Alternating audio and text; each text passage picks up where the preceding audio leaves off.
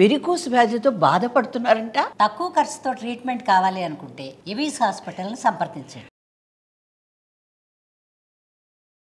నమస్తే రమగారు. నమస్తే జయ. రమగారు, ఏదైనా మర్చిపోతూ ఉంటారా మీరు?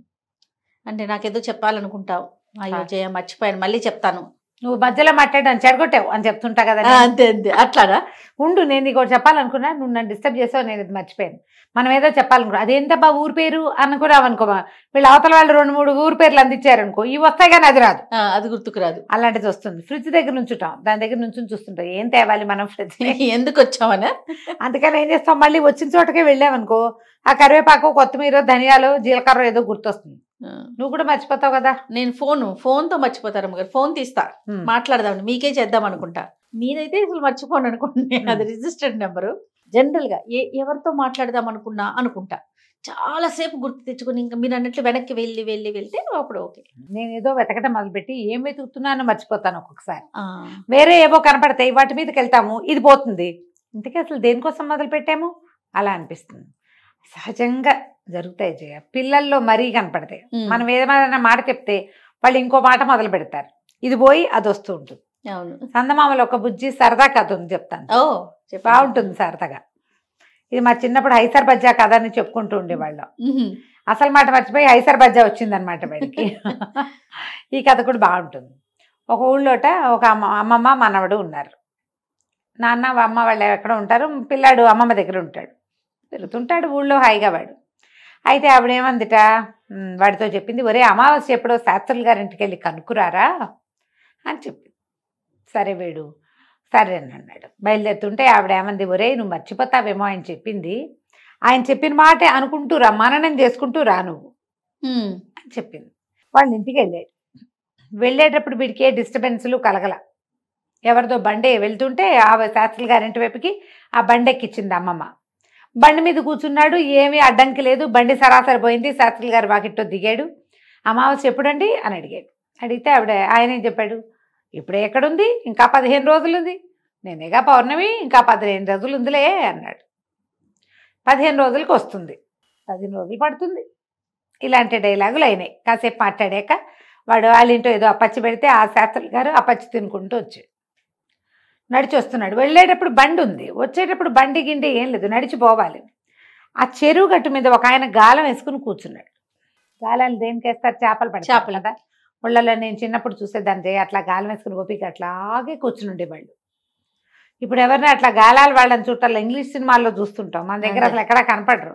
మా వైపు వంతెనల మీద చేపల కోసం గాలాలు వేసుకుని కూర్చున్న పిల్లల్ని ఎంతమంది చూసేవాళ్ళమో చిన్నప్పుడు. గాలం వేసుకుని కూర్చుని ఇంత ఎప్పటికి పడుతుంది, పొద్దు నుంచి కూర్చున్నాను అనుకుంటున్నాడు. మనవాడు 15 రోజులకు పడుతుంది ఇంకా అన్నాడు. అనేసరికి ఒళ్ళు మండిపోయింది ఆయనకి. ఎవడ్రా వీడు అని చెప్పి ఒకసారి విసుగొస్తుంది కదా అవతల వాళ్ళకి. వాడు ఒక డైలాగ్ అనుకున్నాడు అంతే.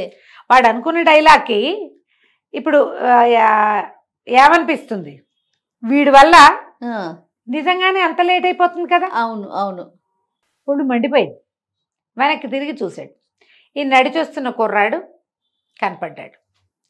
కనపడేసరికల్లా ఏమన్నాడు ఆయన, నీ దారి నువ్వు పోవయ్యా అన్నాడు. అనేసరికి ఈ 15 రోజులకు వస్తుంది పోయింది, నీ దారి నువ్వు పోవయ్యా, నీ దారి నువ్వు పోవయ్యా అనుకుంటూ నడుస్తున్నాడు. ఇంతే కదా. ఆ వెళ్తూ ఉంటే ఏమైంది, అక్కడ ఎవరి వాకిట్లోనో ఒక ఆయన్ని పడుకోబెట్టారు. ఆయన వెళ్ళిపోవడానికి సిద్ధంగా ఉన్నాడు. ఓకే. ఉంటే వీడు వీళ్ళందరూ ఏదో మాట్లాడుకుంటున్నారు.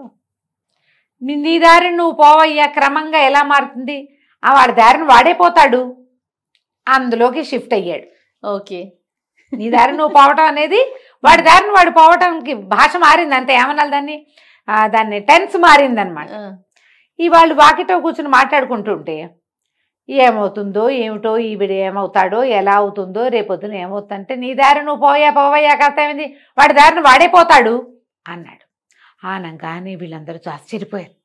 ఎవడరా వీడెవడో రోడ్డు మీద పోయేవాడు, వాడి దారిని వాడే పోతాడని చచ్చిపోయేందుకు సిద్ధంగా ఉంటే ఇంత మాట అంటాడని వాడిని పట్టుకుని తన్నబోయారు. వాళ్ళందరూ ఏమన్నారు, చుట్టుపక్కల వాళ్ళకి వచ్చి వాడిని వదిలేయండి, ఏముంది అయిపోయింది వాడి జీవితం, ఆనందంగా కాలిపోనివ్వండి వాడిని, ఇంతకాలం కష్టం అనుభవించాడు, ఆరోగ్యం లేదు, వాడు అక్కడే నుంచున్నాడు, వాడిని పట్టుకున్నారు అందరూ, వీళ్ళందరూ మాట్లాడుకుంటున్నారు, వాడు ఇంతకాలం జబ్బుతో తీసుకున్నాడు, ఇకనైనా వాడిని ఆనందంగా కాలిపోనివ్వండి. ఇంకెంతకాలం తీసుకుంటాడు, 6 నెలలుగా మంచంలో ఉన్నాడు, వాడి కోసం బాధపడకూడదు అని మాట్లాడారు. వీడికి ఆనందంగా కాలిపోనివ్వండి పట్టింది. బాగున్నాడండి. ఆనందంగా కాలిపోనివ్వండి అనుకుంటూ పోతున్నాడు. ఏమైంది, కొంచెం ఎండాకాలము, ఊరికే ఊళ్ళల్లో తాటాకు పాకలు తగలబడతాయి, తగలబడతాయి కదా, తగలబడుతుంటే ఏదో ఇల్లు అంటుకుంది. వీళ్ళందరూ బిందె అందుకోండి, చెమ్ము అందుకోండి అని కేకలు పెడుతుంటే ఆనందంగా కాలిపోనివ్వండి అన్నాడు వాడే. వాళ్ళు ఎవడ్రా వాడు, బిందె నీళ్లు పోసి మెత్తగా తన్నండి వాడిని అన్నారు. బిందె నీళ్లు పోసి మెత్తగా తనమన్నారు.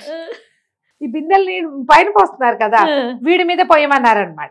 వీడి మీద పోయమనేసరికల్లా సరే వీడి అటు ఇటు చూశాడు, ఒకళ్ళు ఇద్దరు తన కేకలేశారు, ఇల్లు కాలిపోతుంది, ఏమిట్రా నువ్వు పిచ్చి వెదవా వాగుతున్నావు అనేసరికి, కాకపోతే వీడికి ఏం పట్టింది, బిందె నీళ్ళు పోసి మెత్తగా తన్నండి, అది బాగా అర్థమైంది.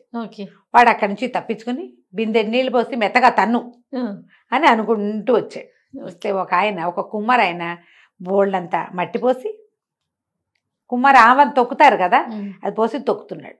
తొక్కుతూ చెప్తున్నాడు పెళ్ళానికి, ఎంత గట్టిగా ఉందేమే దిందుంపదేగా, అసలు లొంగట్లేదు ఇది అంటే, వెళ్తూ బిందె నీళ్ళు పోసి మెత్తగా తను అన్న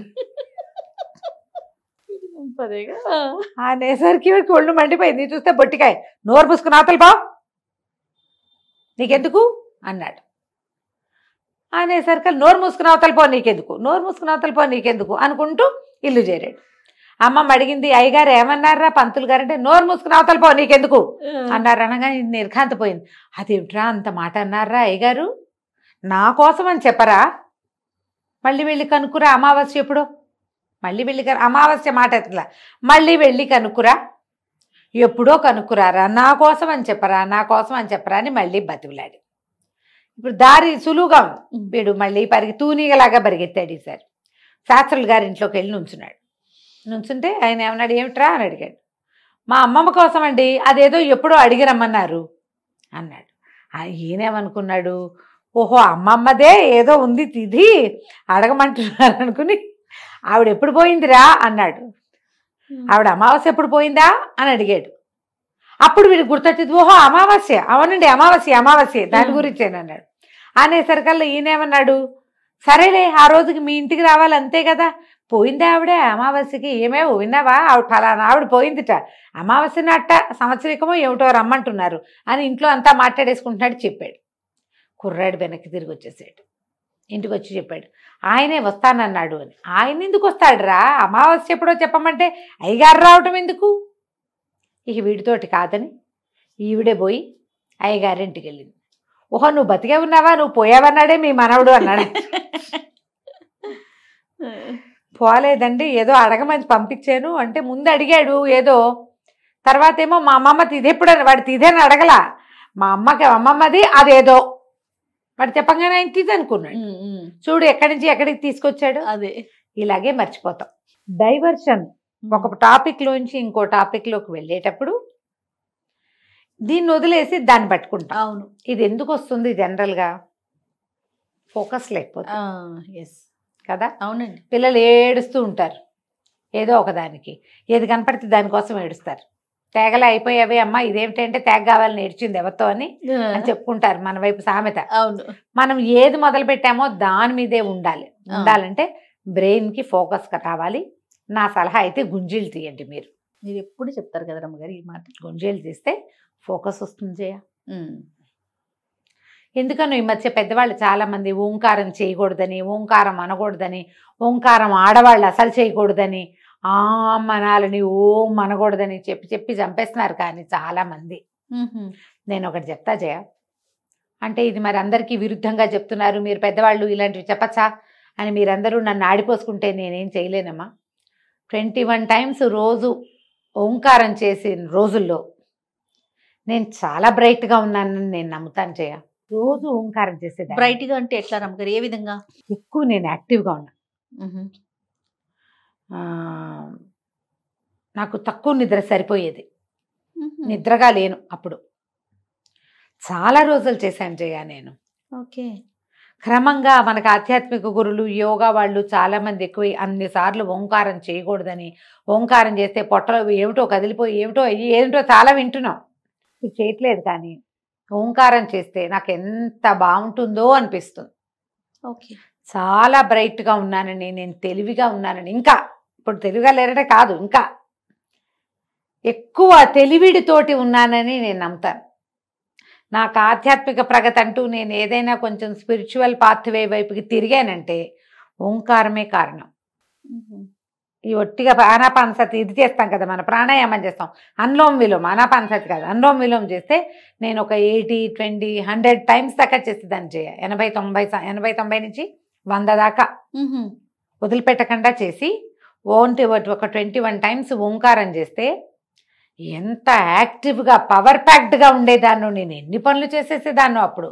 ఇప్పుడు నేను అన్ని చేయలేకపోతున్నాను, ఆ ఓంకారం మానేశానని చాలా రిపెంట్ అయ్యి బాధపడుతూ ఉంటాను. నేను తెలివిగా ఉంటాం మనం అని నాకు నేను మీ పర్సనల్ ఫీల్ అది. డెఫినెట్గా ఏదో ఒకటి చేయండి ఫోకస్ పెరగటానికి. మీ యోగా గురువులు, మీ యొక్క ఆధ్యాత్మిక గురువులు, మహానుభావులు ఎవరో ఒకళ్ళు ఉంటారు కదా, వాళ్ళని ఫాలో అవ్వండి. మా రూల్ అయితే గుంజీలు తీయండి, యాక్టివ్గా అవుతారు.